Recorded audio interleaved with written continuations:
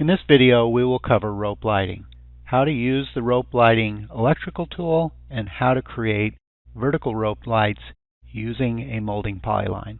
You can use these tools to create interesting visual effects in your design. Let's get started by looking at the electrical rope light tool. The rope light tool is located underneath of the main electrical tool. Using the rope light tool, you can click and drag to create the rope light.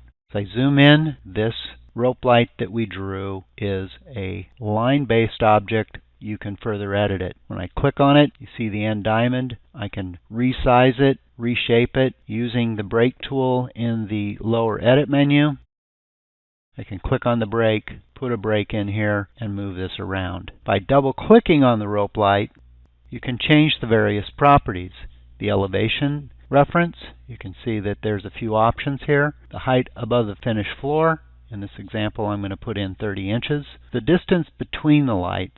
Sometimes having a lot of lights can be taxing on your computer. You may want to make an adjustment. A lot of times I'll use 12.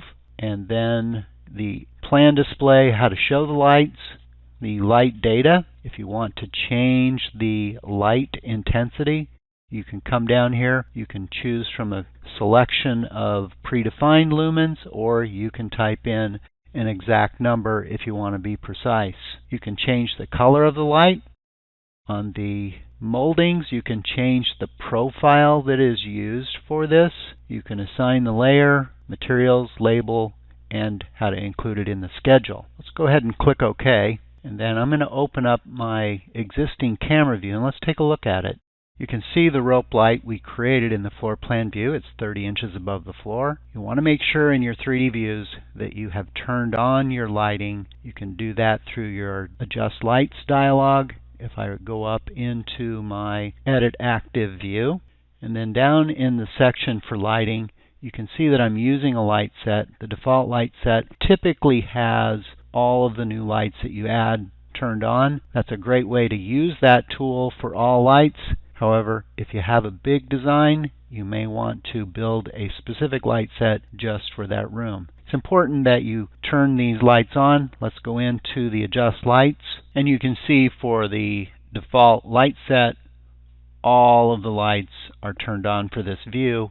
If you've opened up your view and you don't see that the light is turned on, chances are you need to make the adjustment to either increase the number of lights or to use a light set. Let's take a look at one of the settings inside of the light. I'm going to split my screen by using Shift F6 on the keyboard.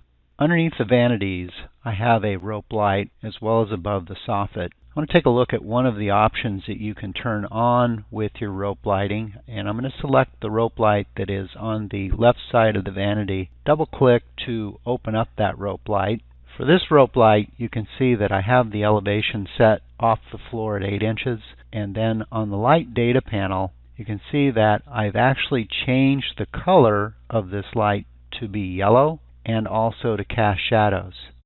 And then the custom lumens set at 350, and that is why when we close the light specification that you see a yellow hue from that light. I've also done the same thing with the light that is above the soffit. It is set to a blue hue. When you're ray tracing, in this view that I have up on the right hand side, this is using the GPU ray tracing that's a physically based camera. These lights are set up to use an area light, so it's a much smoother light across the entire surface. I just want you to be aware of this. These will look different if you're in a standard view. The standard view does not use ray tracing or area lights. Let's move on. I'm going to take the 3D view and I want to talk about using a molding polyline to create a vertical rope light. You can see in the corner of the room that there is a light object that is vertical. The electrical rope light tool is restricted to being parallel to the floor. If you need a vertical light, you can create that with a solid. I use a molding polyline that can be shaped, and then you can apply the emissiveness of a material to then cast light. Let's take a look at how that might work. In creating a vertical rope light, as you see in the corner of the room, I will typically do that in an elevation view. I have an existing wall elevation that I've created using the wall elevation camera, and I'm just going to double click to open this up. Let me maximize the view. Anything can cast light when the material is emissive. You can see that it's on the mirrors, it's on the vertical rope light. We could also do the same for the countertop by changing the property to be emissive. When I create a vertical rope light, I typically want to be pretty specific and have it pretty much act like the rope light tool in the electrical family. And I will typically use a line, create a line that is the shape, convert that to a molding, and then I will change the material to be emissive.